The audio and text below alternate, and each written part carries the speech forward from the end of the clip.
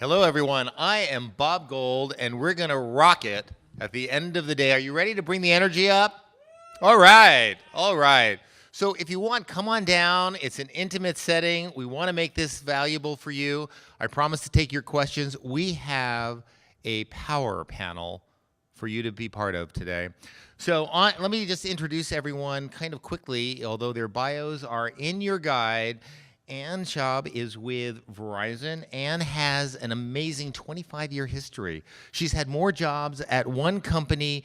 She was there when AT&T had to break up, when they consolidated back again, and has really an interesting perspective on where her company is going and its unique consumer and enterprise experience. We're delighted to have you here, Ann. She flew in just for this panel from New Jersey. Glad to have you. Thank you.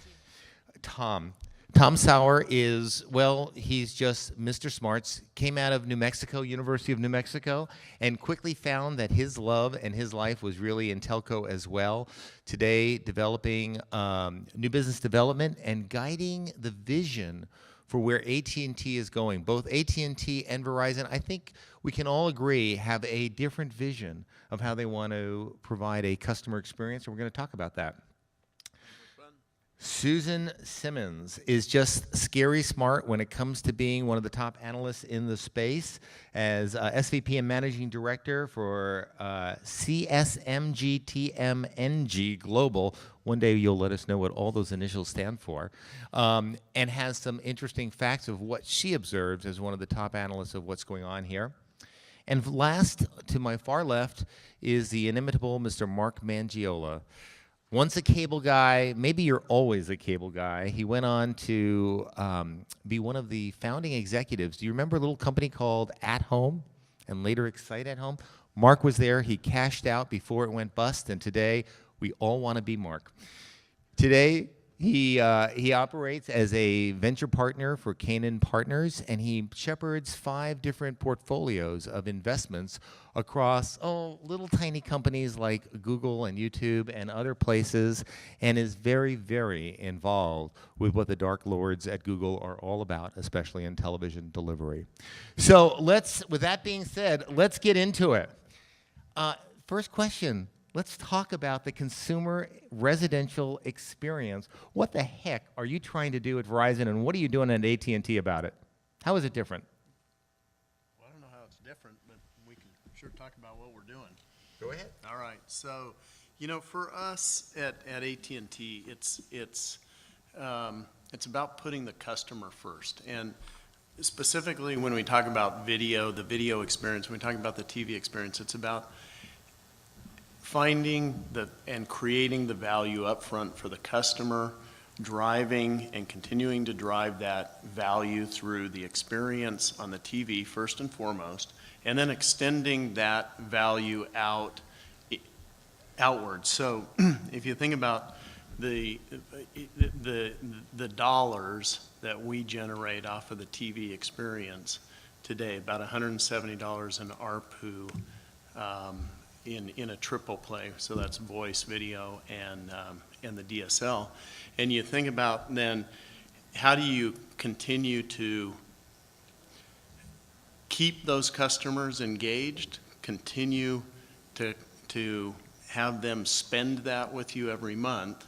You have to add new functionality, you have to add new capability, but it starts with that core TV experience first and foremost. And I'm sure we'll get into some of the other aspects of what we're doing as we kind of talk through this, with things like the applications and moving into video over mobile, online experiences and so forth, and bringing that as a cohesive experience to the consumer. But it all starts with that TV experience. Yeah, I think that's pretty true for Verizon also. One of the big things we're really focused on right now is this notion of the borderless lifestyle. It's this desire of people to be able to interact with their home, interact with their services wherever they are. If they're at home, if they're away from home, it really doesn't matter. If they want to use their smartphone, if they want to use a web GUI, if they have our TV product and they want to use that, it all has to kind of mix together and be logical and not make people learn 3 different ways to interface with their services depending on which device they pick up. So, that borderless lifestyle, and also just looking at this as things we can do to enhance their lifestyle. So, one of the programs beyond the core services that Tom mentioned is we move into the connected home and we start looking at home control services as a way to layer on that additional functionality. This is just the way people live. We're not asking people to learn something new, so that simplicity that goes with it, that says this is just life made easier. You've got to set the thermostat now. You don't have to get up and walk across the house to do it. Who hasn't had a kid who's locked themselves out of the house? Now you don't have to remember where you put the HIDA key this month. You've got a door code that you can give your kids and you can watch them. So it's about making life easier wherever you happen to be. So I think those are the big things from a consumer perspective that we're trying to do so that they'll stay with us and be good customers. Fabulous. Just to point out, our inimitable editor, Stuart Schley, is putting up some questions on the screens. We'd love for you to go ahead and text your answers back. And he promises to be irrelevant, irreverent, and fun as part of what comes up, but let's get engaged. Mark, we're talking about Verizon and AT&T and what they're doing, and of course, for a borderless lifestyle, it's kind of second screen. What do you think? What's going on?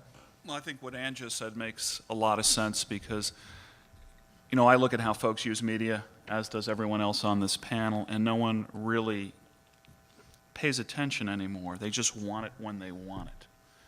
So if you have an open platform, an open pipe, I'm going to invest in companies that are going to reside on that pipe, whether it's coming across on a CDN provided by Google, Comcast, Verizon, or AT&T to the home, and the applications that Ann just referred to are the companies I'm going to fund. Now, I wouldn't want to be a carrier at this point in time either because it's hard.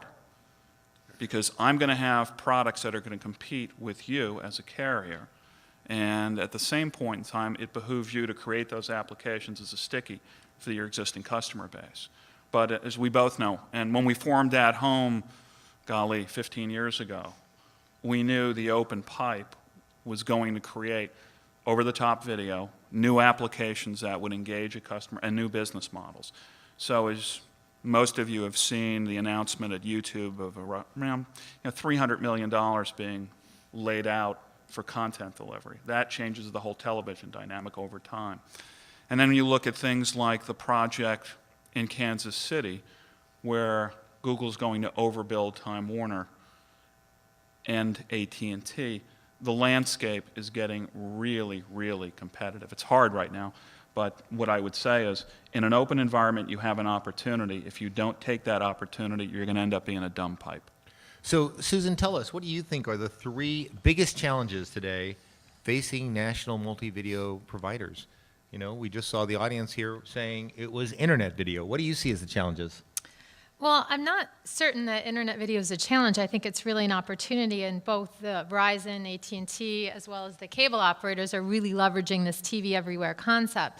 I think we're seeing for the first, for the last 2 years, maybe the last 6 quarters, that there really is more robust competition in video and in the triple play. So I think the biggest challenge is as great as that $170 ARPU is, getting that to grow and getting that to be maintained and not dealing with sticker shock and bill shock is going to be the biggest challenge that these guys face. So whether it's home security services, energy management services, or content storefronts and lockers, that suddenly, you realize, when I get my daughter's iTunes bill and suddenly she spent $30 on apps or credits, it's, I'm wondering, where the controls are and why, whether this is the appropriate business model. So when Verizon and AT&T start selling more apps, more content, when they're UV-enabled media stores, those bills are going to go from $170 to $270, and suddenly you're going to have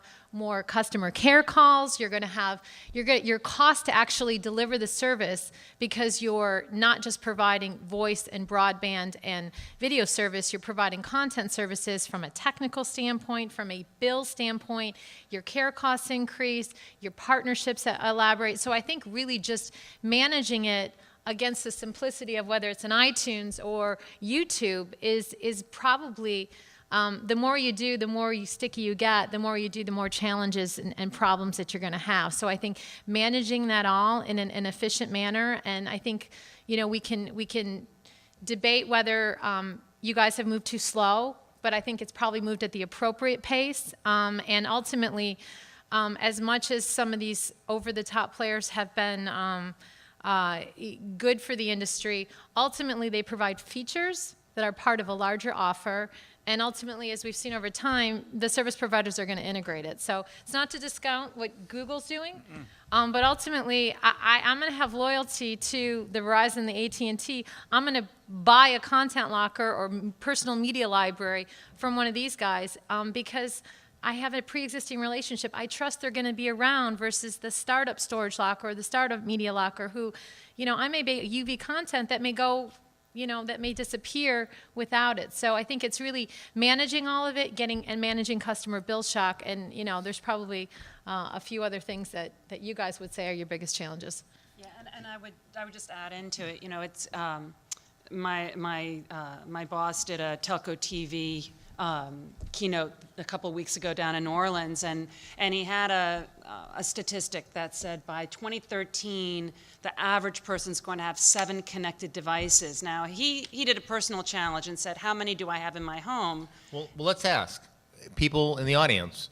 Just go ahead, run some numbers and get people to think about all of the connected devices from smartphones, Xbox, PS3s. Go ahead. What's the list? So you've got the broadband connected TVs, the game consoles, iPads, iPod touches, you've got smartphones, computers, PCs, Macs, right? You have all those things. If you're in a smart home like I have, you've got cameras and door locks and thermostats, all these kinds of things. So, by show of hands, how many people think they have less than 10 connected, are already ahead of the 2013 benchmark and have more than 10 connected devices in their home? All right, for those that have more than 10, how many do you think have more than 20?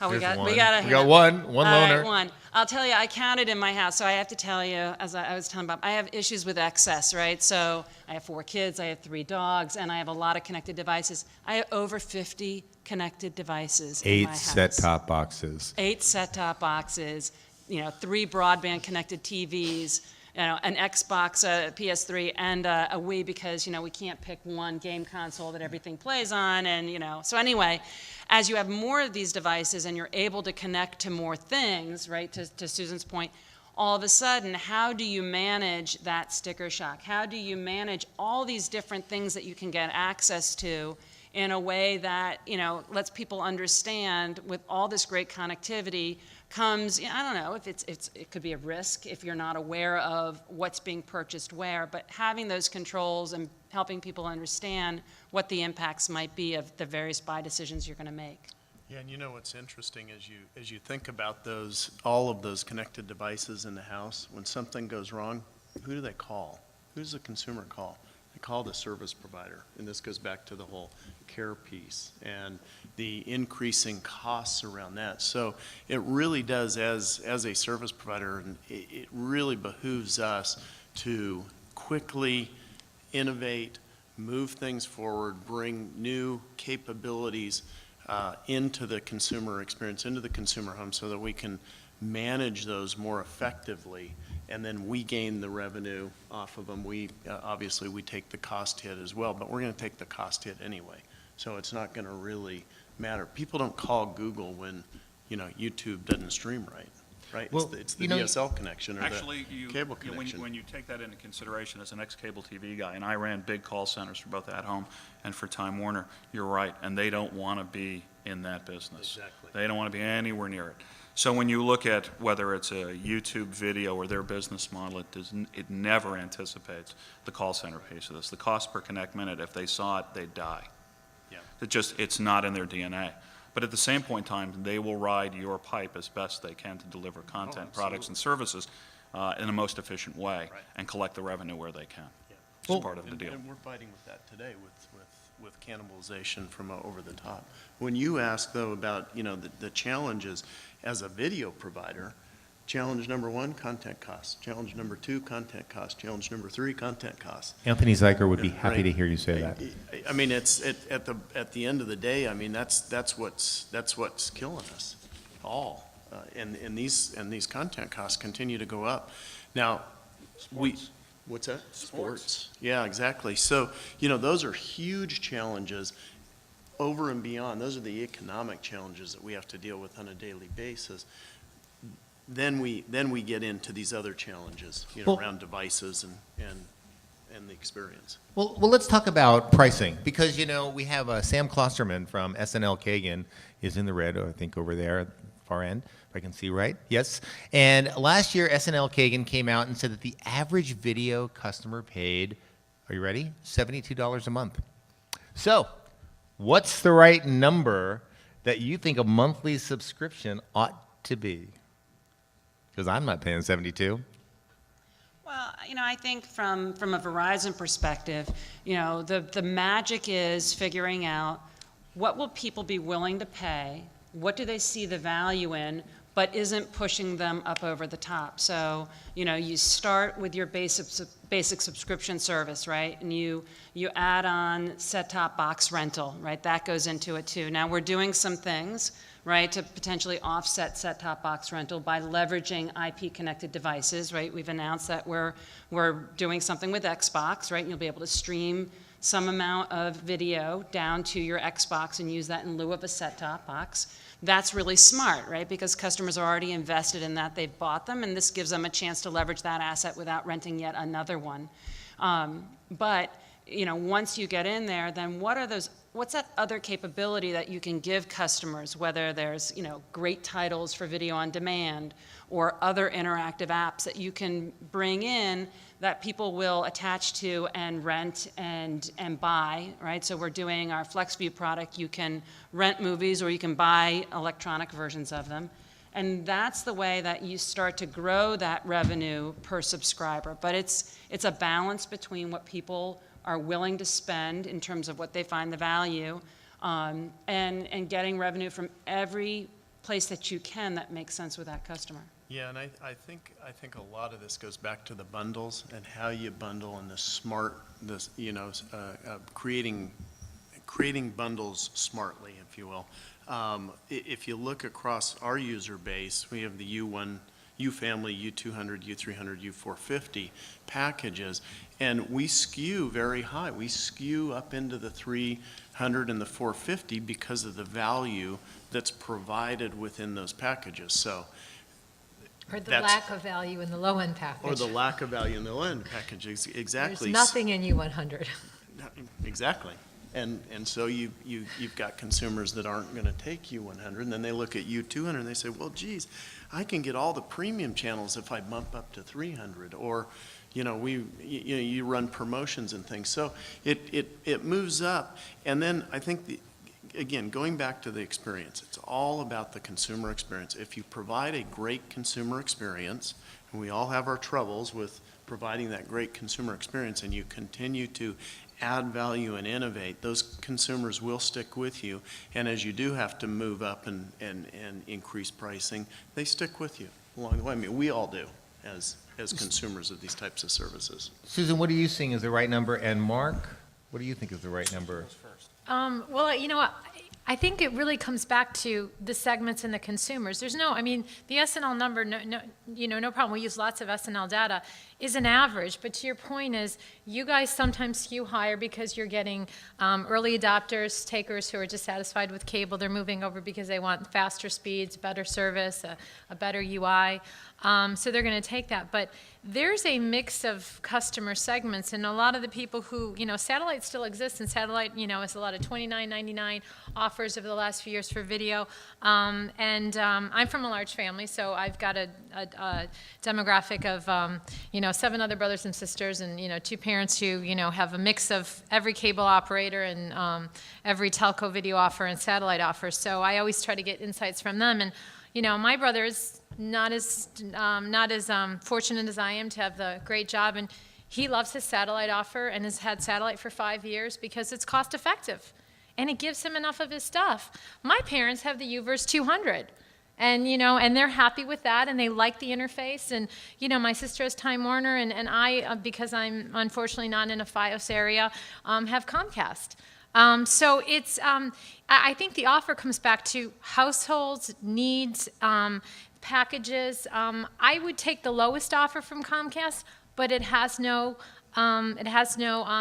children's content. So they smartly have bundled the ability to get children's content in a higher package, so you're forced to take that.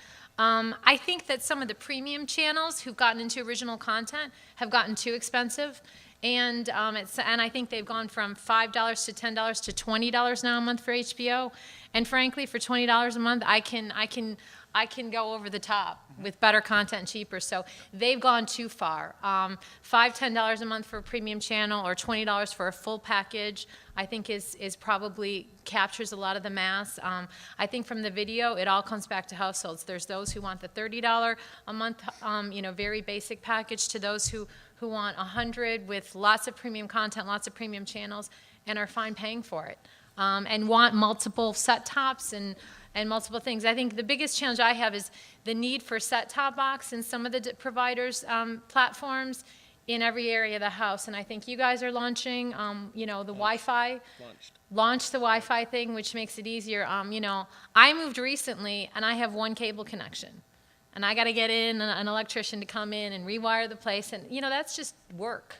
That's just work. And so what? I gave my set-top box back and said, I'll deal with one cable connection. And guess what? I've got my internet-connected TV and Blu-ray, and I go over the top on the other one. So, they're losing. So I think it all depends on customers and segments, and that's why ARPU is an average. Mark, you want to jump in? I'll jump in from an ex-operator and then from a consumer. As an ex-operator, and you remember when I dropped Prime Ticket in Los Angeles and kept them off for a year. We were the sports network that raised rates because we did a baseball deal. Mark was on the opposite side at Time Warner and decided to give away baseball seats and tickets. Actually, we gave away Lakers season tickets to our customers who complained. That said, sports is killing the business right now. If you look at COGS from when I was in the business, COGS for us was approximately 19% against GP. Today, my guess is you're in the 60%, maybe as much as 70%. Depending on the provider. Depending upon the provider, that's right. So COGS is a big piece of this, and it creates a real problem as a carrier. And frankly, I feel the pain. So the carriers have to be able to say to the ESPNs and the RSNs of the world, no more. And some of them are starting to do it, but it really has to take hold. It has to be a tiered product.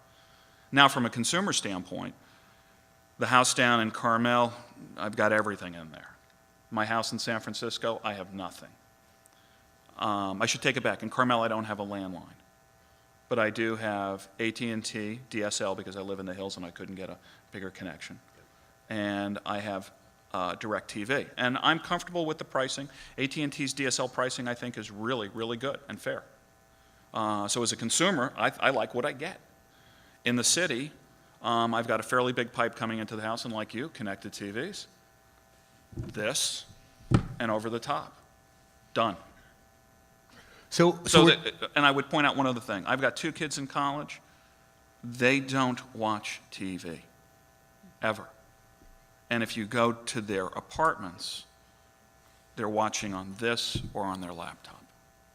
That's how they watch. Well, Ann, you're doing something very interesting at FiOS, especially running the CPE. And by the way, if you think about any video provider is charging high-end for set-top box rentals that you can't buy, and DVR service on top of that, making $50, $60. I mean, it's a nice piece of revenue that you can't replace. But FiOS just came out with an Xbox delivery platform, and I thought maybe you can talk about what's Verizon's thinking behind giving up the revenue of the set-top box.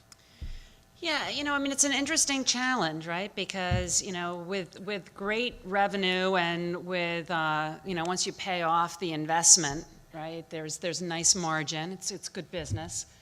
Costs a whole lot to buy them, right? The reality is one of the biggest complaints that customers have is, seriously, do I need to rent another set-top box? I just want one down, by the treadmill so that I've got something to do. I got to rent a box. I only use it, maybe, if you're lucky, 20 minutes a day if you actually get around to it. But, that's the model that we have. Now, unlike AT&T, that's got a great IP network through their whole house. We have a hybrid network, which makes it a little bit challenging for us to totally move to the IP connected devices. And so it's going to be a series of steps for us to get there. But yeah, it does take away from the set-top box rental, but that's going to ease up a little bit on our capital program if I'm needing to buy boxes.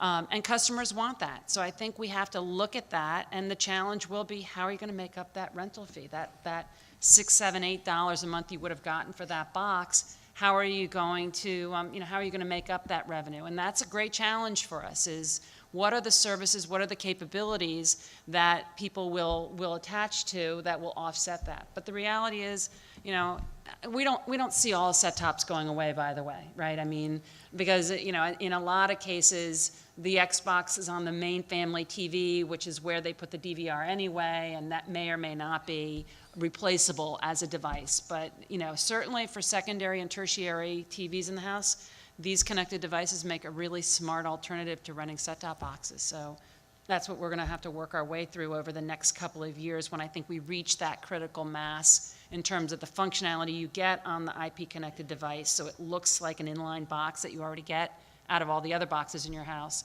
and the actual content that's coming down to those devices. Pam, can I ask you a question? And this is more of a competitive question, because I've always hated set-top boxes, always. But it's also a drug on your P&L. If you had a competitor come into your markets and offered services that were all IP delivered without a set-top box, how fast would you react to that when the churn started to kick up, when folks realized they didn't have to have a set-top box?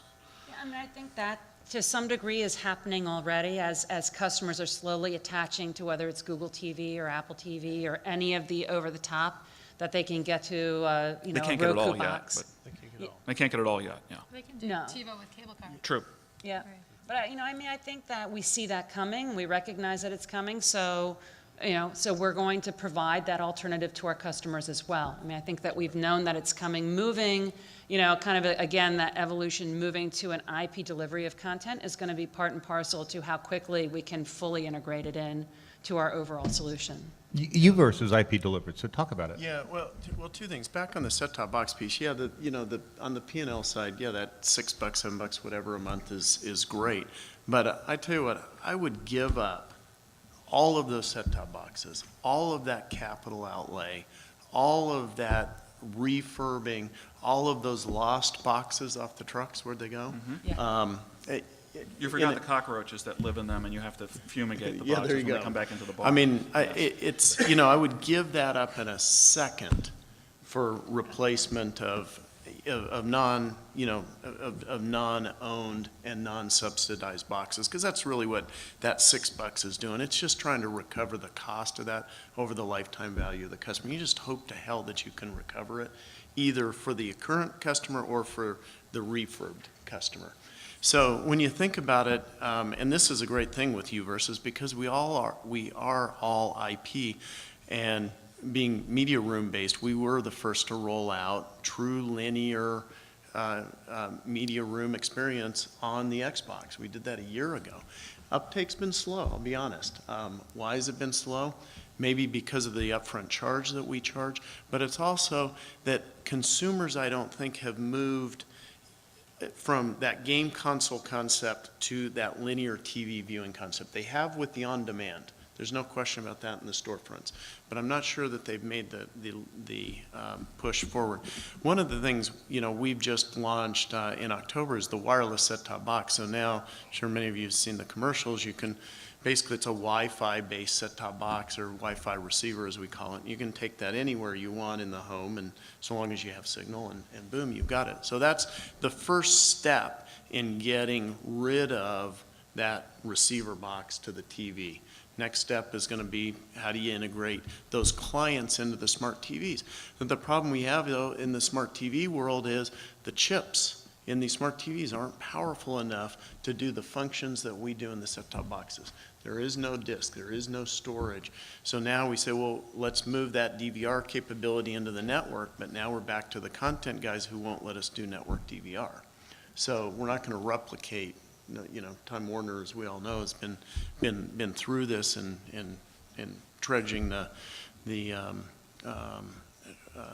for all of us in the industry. But so I think that, yes, we'll move to that. There's no question it's moving very quick. I think that we've got to work on standards around that so it's plug and play within the home. There's a lot of issues because all of us have proprietary systems. There's been a big push by the FCC with the AllVid initiative to basically create a DMARC, and then from that DMARC video is, you know, quote, unmanaged in the house to every device using standards. Well, if it's not getting to your TV and you call me and it's demarked, what do? I can't help you. But so then I have a bad consumer experience. So yes, receivers, set-top boxes, whatever you want to call them, they're here to stay for. But don't you think that customers have, in some respects, self-selected out of the set-top box by using iPads and other devices? I mean, I think that's the point with your kids. So my kids are a little younger. They still like the lean-back experience. But you know what they'd really like to do? They'd like to go on demand and buy and own it. And I would like to buy because in some cases, I don't just want to rent. I want to watch Ramona and Beezus and take it with us on the plane and have it, and it's not an easy experience. So I give up that set-top box rental and spend more on content purchases and a content or media library that's tied to it. But I mean, I've in effect self-selected out of hiring an electrician because I just said, there's enough content that's watched there, and the experience with integrating things like YouTube, which they do watch, and that sort of content is not, you know, there's still, as much as there's 150,000 titles on Comcast on-demand service, it's still not as much as on YouTube, and it's still not some of the interesting content that my kids watch. So let's shift gears. We've been talking a little bit about the cable experience, but really we're in the heart of Silicon Valley. Let's talk about the social media experience and how important is social media to our entire find it, share it, view it experience for the video platform.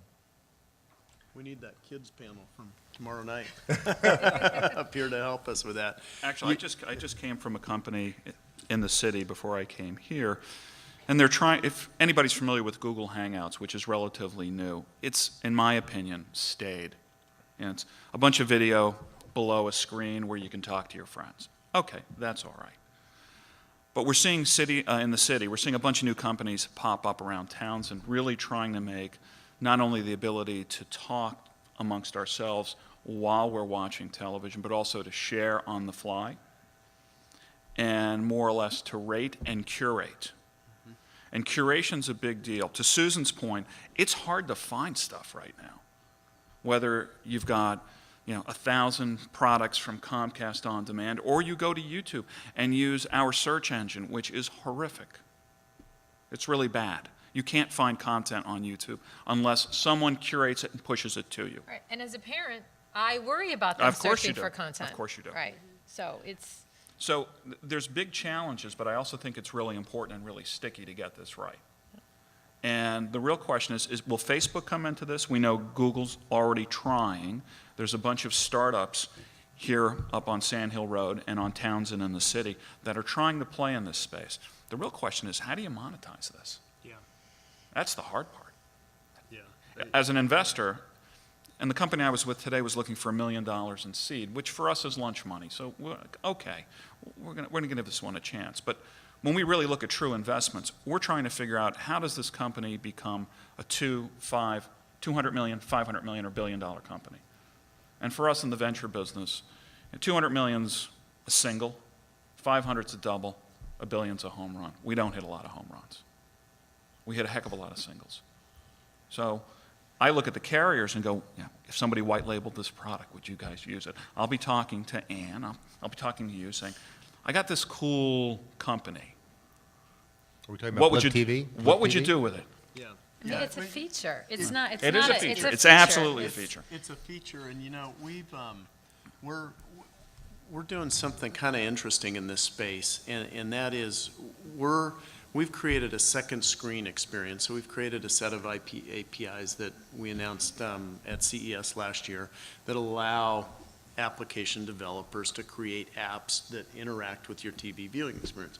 We launched in, I think it was earlier in November, I believe, we launched 4 social media apps out there that pair the experience with your Uverse watching. You can post to your Facebook. There's some polling. There's a polling app. You can do some other interactions within Facebook and so forth. And for us as a carrier, this is and where we're primarily interested in the TV experience.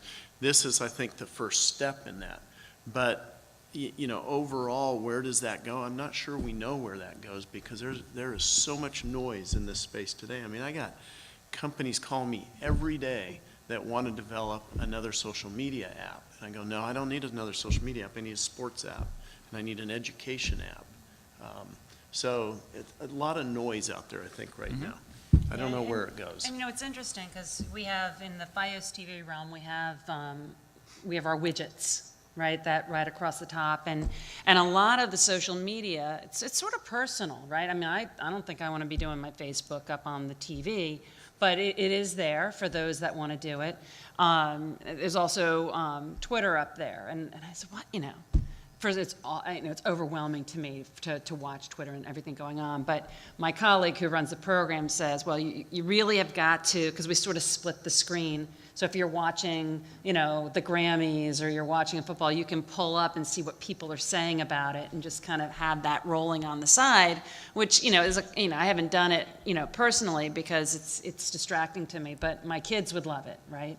Because they're not distracted by anything. So we've mostly been using social media internally to tap in, to get our word out, right? So we use Facebook to let people know what's going on. We have key people within the business that have that tweet and get information out and response. We use it sort of as a forums. We get the pulse of what people are thinking. We go to community-based forums to get quick feedback on ideas we're thinking about, particularly around products or ideas or relevancy, kind of as like our own little focus groups of people. So we've kind of started in that domain, and I think there's all kinds of interesting ways to weave that into the viewing experience.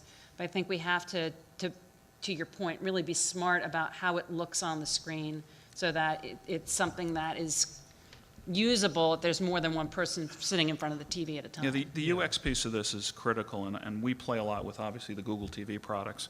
And to your point, if I'm watching the Stanford game and I want to split the screen to pull up stats, to look at specific players who I know, that user experience has to be fast, compelling, easy to use, and easy to go back and get in and out of.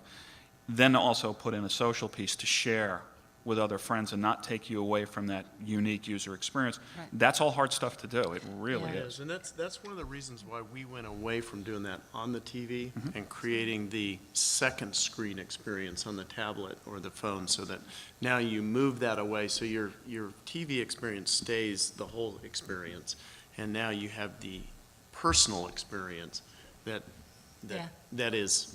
I don't know who's going to win Sequence. that. I look at that, and I'm old school, so I usually have my laptop open while I'm watching. But And you're not watching on your laptop what's on the home No, screen. I'm usually looking at the stats. Right. So I'm So- looking at, yeah, but to then- Tom's point, we're not the audience, and I'm not sure how that new audience, and when I look at my kids, they use media very differently. So the 20s and 30s folks are using media differently. So I'm not sure. I think it's going to be a hybrid, personal opinion. I think you're going to have both. And the question is, can you make that UX really easy to use on this, on your tablet, on your TV? And it's seamless. It all looks the same. Second and third screens. Let's talk about it. What kind of percentage are AT&T and Verizon, and Susan, what are you seeing in general in the marketplace? What kind of percentage of customers, video customers, are actually doing second screen usage in the home? I think it's too new to have statistics out there, but I think you can look at the analyst reports out there that tell you that the majority of people, and in certain demographics higher and other demographics lower, seniors lower, obviously, do have a tablet, a phone, or a laptop open while they're viewing. I mean, it's skewed very high up through to the, I think, to the senior demographic, probably the 60-plus demographic. It's too, in our case with our new UVerse-enabled apps, it's too new for us to have any statistics back yet as to how that interaction. But I'm guessing that it will be viral, starting with the younger and moving up. Well, I was talking to one of my clients a couple months ago on this in terms of how the iPad app was doing, and they said, you know what, it was like the #1 downloaded app this period of time, but between the video app and the comms app, there's more ongoing usage of those who use the comms app than the video app. The video app got a lot of downloads, less ongoing utilization of that. And so I think it's partly because, you know, one of the earlier panels talked about, you know, marketing, the marketing promotions goes out there, but there's a need to continue to go out there and get people to use it and to get people engaged with it and understand what's on it. So, you know, and iPads actually are skewing older. Every new month that comes out, the demographics of ownership on iPads is older. So, my iPad, my daughter watches iTunes and watches YouTube. She doesn't go to Comcast Xfinity. I don't even think she knows what it is. She knows she can change the channel with Comcast Xfinity. Not that there's a viewing experience and that there's more content on there. She doesn't go to content discovery. She goes to on demand. So I think there's an educational and a training and a marketing that needs to go along with it. So you can't just put the technology out there. There's more that needs to be done to really make adoption into penetration and ongoing maintenance. And by the way, there's a conference in San Francisco going on as we're speaking called App Nation. And it's all about app development across every broadband platform. So when you see the various apps that are now being put to use out there, it's hard to get noticed.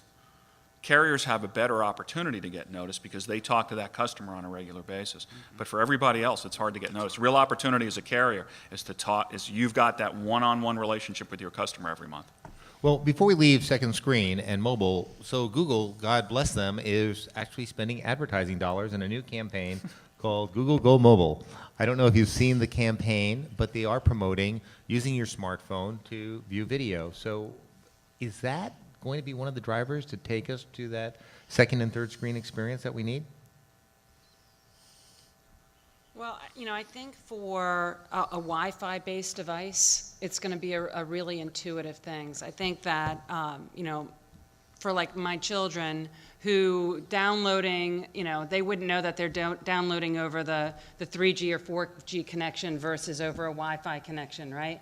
And it wouldn't occur to them because they don't pay the bill, right? So, you know, there's in our iPad, it only has Wi-Fi so that they can't get tripped up in that particular thing. But, you know, I think that people are going to have to understand how to use their smartphones and their Android phones to download videos in a way that's not punitive to them. I know I had bought a video asset on our FlexView, and I was tortured watching my son. I think the score was 2-1 in basketball, nothing like watching 10-year-olds play, right? And I thought, well, he'll never notice if I just watch this video. And I get this pop-up message that says, essentially, it's really expensive to download it over your wireless connection. Why don't you wait till you get home and download it over Wi-Fi? Killjoy. Now I know, and now I can't do it. But at least, you know, at Verizon, it's popping up a message saying it's going to cost you to download that, and you're going to use up your data minutes.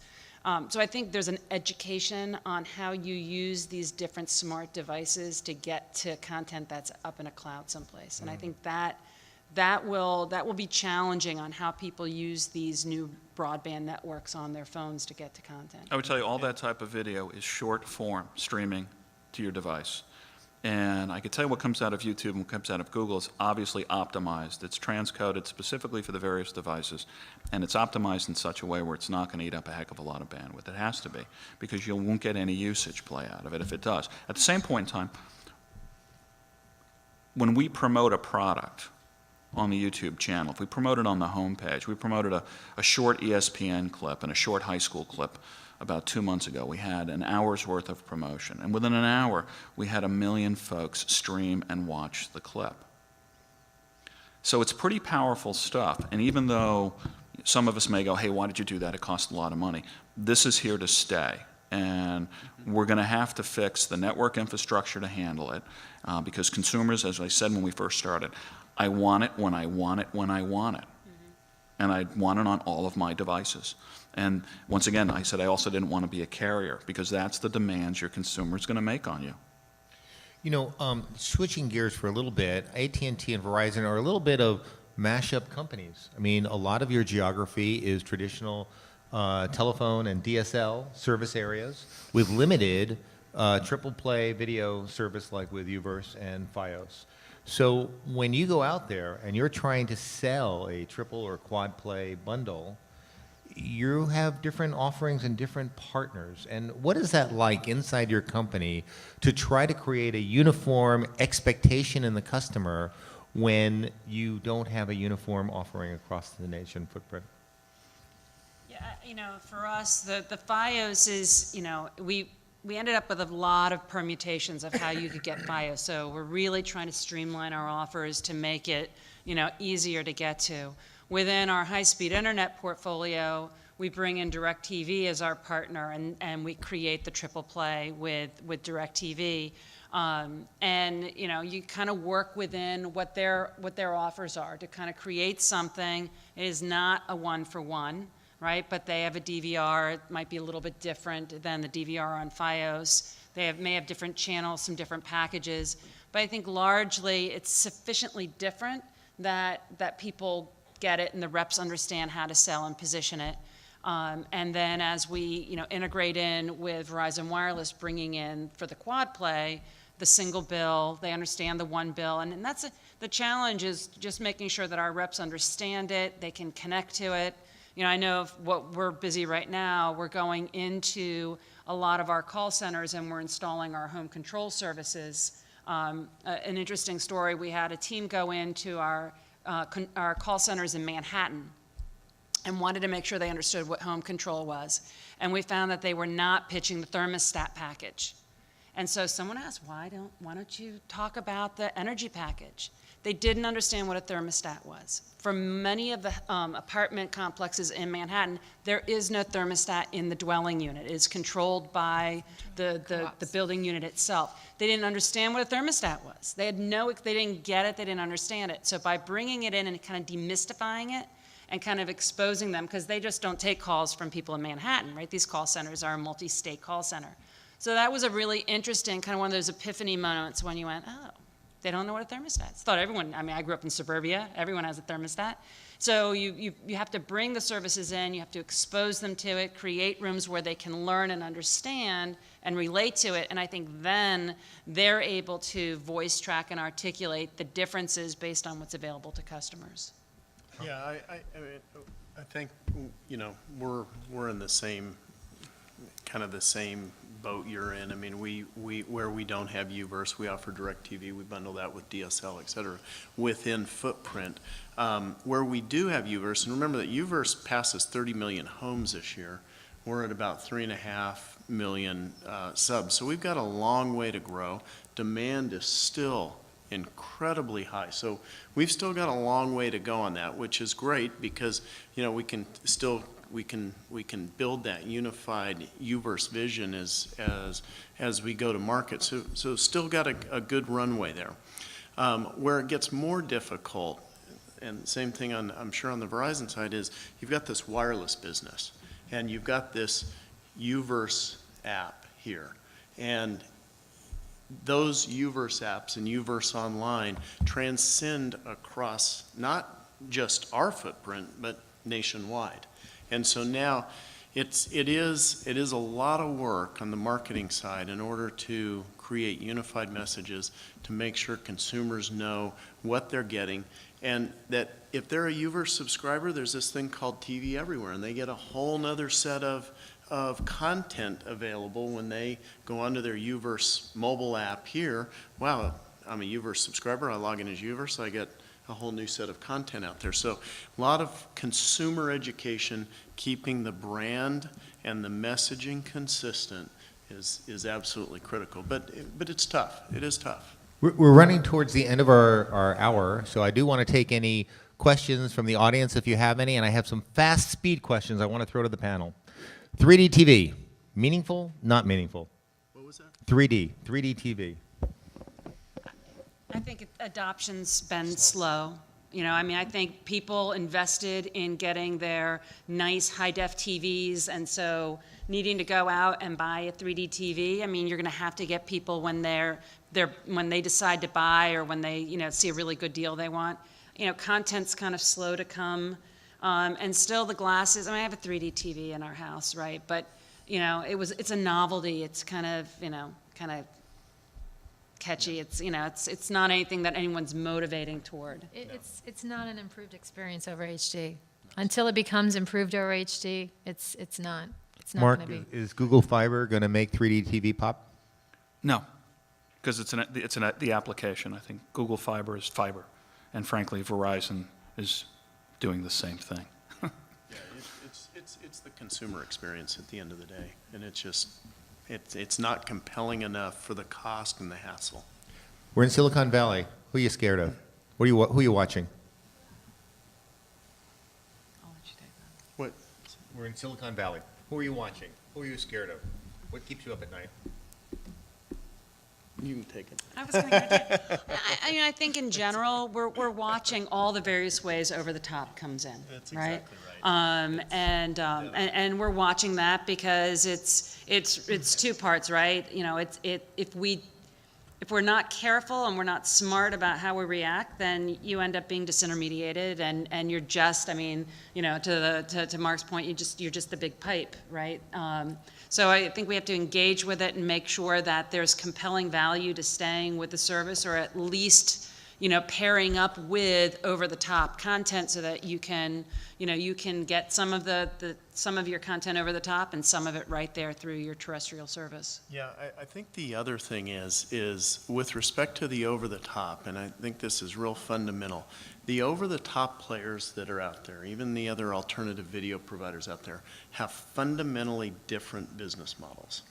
And so what happens is they are protecting or trying to grow a different business model than MVPD is, or than even a carrier is. And I think that's key to understand, because they can come in and price and do things at different margins that create threats to others' businesses, an MVPD, a carrier's business. And I think that is the biggest threat. So it's not specifically any one company.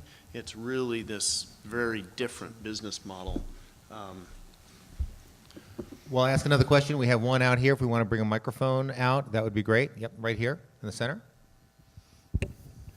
So I want to ask the Mark Cuban question, which is that the unicast scale across all these devices on the internet to meet the consumer opportunity probably won't work. And just wondering what the panel's view on that, particularly the carriers. How do we address consumer demand in a high-scale unicast environment to all these devices with quality that someone's willing to pay for? I can take it since we're working on it now. Go ahead. Yeah, I could tell you that in the YouTube shop today, we're working with a number of partners for some very, very big events where you'd be live streaming well over 1 million streams. But if you think about it, it sounds like a lot, but it's not. It really isn't. But right now to do 1 million streams live is a Herculean task, live and high definition. And so we're really in the beginning stages of this. Everyone around the YouTube shop said, we're going to do a 1 million streams. And I said, yeah, the local broadcast station can basically do that all day long. There's from a carrier perspective, I mean, this is a real problem if you say, hey, everyone's going to go watch the Super Bowl as a unicast stream, right? I mean, the network's going to die. So pricing, tiers, caps, I mean, those are all things that can help manage and control it. But I think as we move into this I'll call it this over-the-top distribution model, we really have to understand how multicast distribution starts to play a role in that across both the wireline and the wireless networks. Today, multicast is typically only in environments like a UVerse environment, whereas it's a managed environment, and we can manage those joins and leaves from those video streams.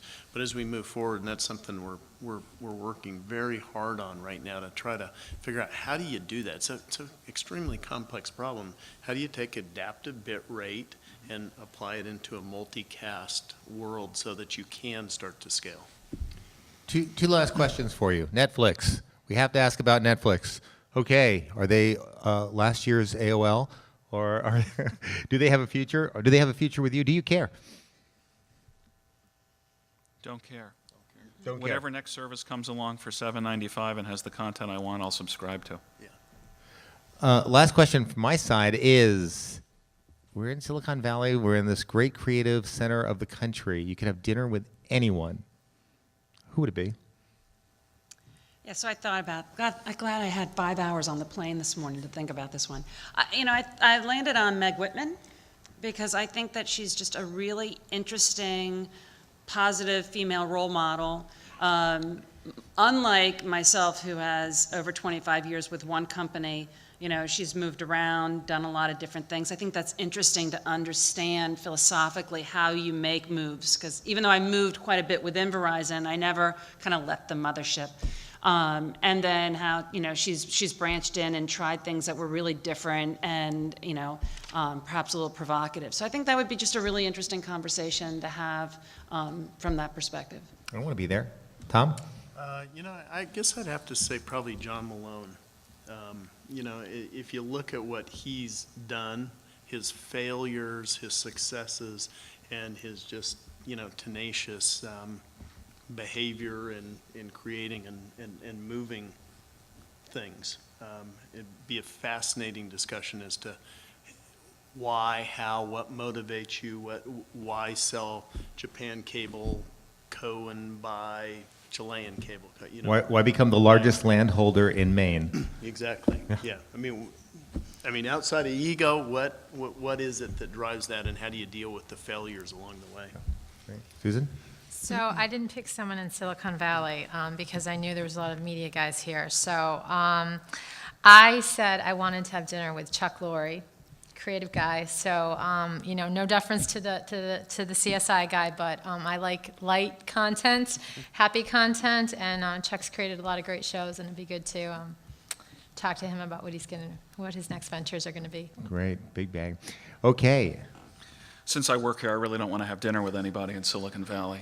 In all honesty, if I got to choose somebody, being a high school and college coach, which I am, I would go to heaven and sit with John Wooden and have dinner with John Wooden. That's who I'd have dinner with. Yeah. Great.